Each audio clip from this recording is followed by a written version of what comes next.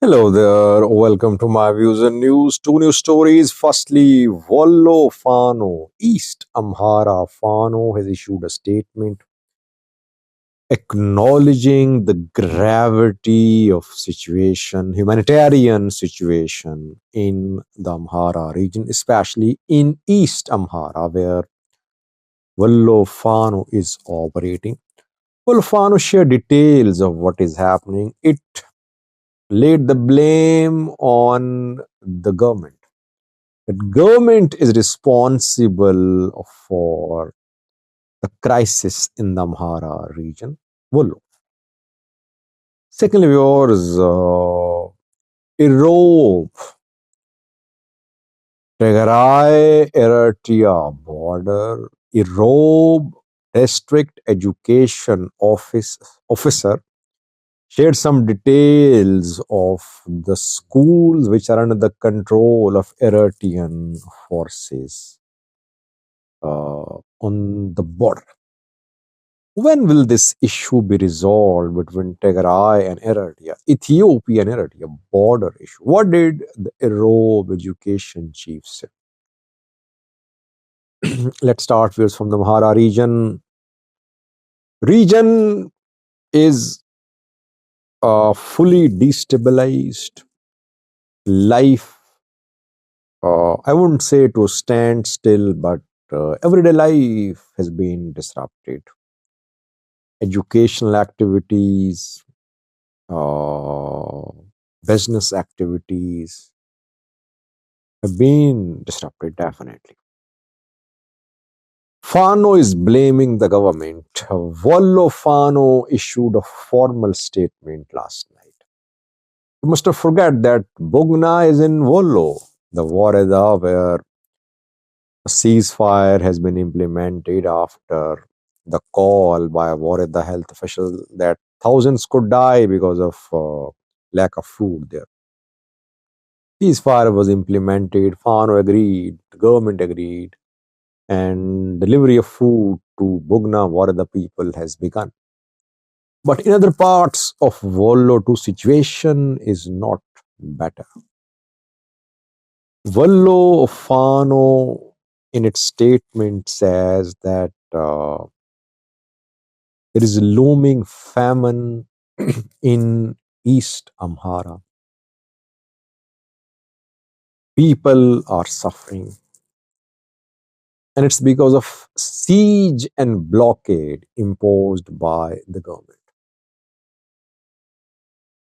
The East Amhara Fano said that it is fighting to protect the rights of the people of the area. But government is facilitating, it is exacerbating the worsening humanitarian situation in East Amhara. So what is happening? What is government doing which is leading to this crisis? Fano says that the government firstly keeps roads blocked. So aid organizations are not allowed to enter Wollo. Now, can we blame just government for that? If roads are closed, can we just say it's because of the government? I think Fano fighters close roads too. So government alone cannot be blamed for that. Firstly, secondly, health centers are looted by government soldiers. I am not aware of any health centers looted, any medical supplies looted by government soldiers. Health centers, hospitals have shortage of manpower, shortage of resources, shortage of medical supplies. But to say that government is deliberately looting health centers is exaggeration. Yes, government soldiers did attack some health centers where Fano fighters were being treated. They kidnapped doctors too for treating Fano fighters. I condemn that. I said that doctors should not be detained. For them, whoever comes to the hospital is a patient, whether it's a Fano fighter or a soldier. They are required to save the lives of the people. Thirdly, the Fano claims that harvest is being looted, destroyed and looted by government forces. Fourthly, aid organizations are not being allowed to operate freely in the region, in the area, East Amhara. Now, Fano is acknowledging the gravity of the situation. It means that gradually we'll see pressure upon Fano. People will say, "Why? What are you doing? You are fighting for the rights of Amhara people, and Amhara people are dying because they're not getting any food." What type of fight is that which is leading to people dying? These questions will be asked. I said when rallies were taken out in Amhara 2 3 days ago, I analyzed the development. I said people are sick of fighting. Yes, it's not that all were brought, all came of their free will. People are brought by force too. But generally, people are not happy with the way the situation is worsening in the Amhara region. Perhaps this is what government wants. Government wants to pit people against Fano. But we cannot blame government only. This is what Fano's struggle uh, carries. Fano's armed resistance movement will definitely complicate the security, humanitarian situation in the Amhara region. Does Fano have any plan? I mean, if it has a plan to reach Addis Ababa, does it have any plan to help its people who are in need of food? What will Fano do? If people start dying, does Fano have any plan? What will they do? Will they stop fighting?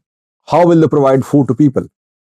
Or do they want people to rebel and support Fano and march with Fano towards Addis Ababa? Secondly, was Tigray Eritrea border dispute still unresolved. Eritrea says there is no dispute. 2002 boundary commission decision has been implemented. Eritrean military is not in Tigray, it is not in Ethiopia, it is on Eritrean sovereign territory. But Tigray disagrees. Irob Wareda education officer shared some details of schools controlled by Eritrean military. Irob Wareda education officer said that 23 out of 47 schools in Irob are under the control of Eritrean forces. And in these schools, around 7,000 students used to study. Now, Wareda chief does not know where the students are, but he said that according to the information which is received, Eritrean curriculum is being taught at the schools, 23 schools which are under the control of Eritrean military. So the border issue still unsolved. And if it remains unsolved, it could lead, it will just remain frozen, but it will continue being a flashpoint. Anytime things could heat up. That is why I've been proposing dialogue. I've been saying that the two should sit and solve this issue once and for all. Otherwise, anytime in future, in near future, we could see assumption of hostilities. Tigray is weak now. TPLF is fighting an internal conflict. It is not in a position to wage war on Eritrea. Federal government not interested in forcing Eritrea to retreat from areas taken by Eritrean government after the start of Tigray war. It means that Eritrean government does not face any real challenge from Ethiopia. But if situation changes in future and Tigray gets stronger, Eritrea gets weaker, we could see fight for the areas on the border. That is why issues should be solved. Thank you for watching.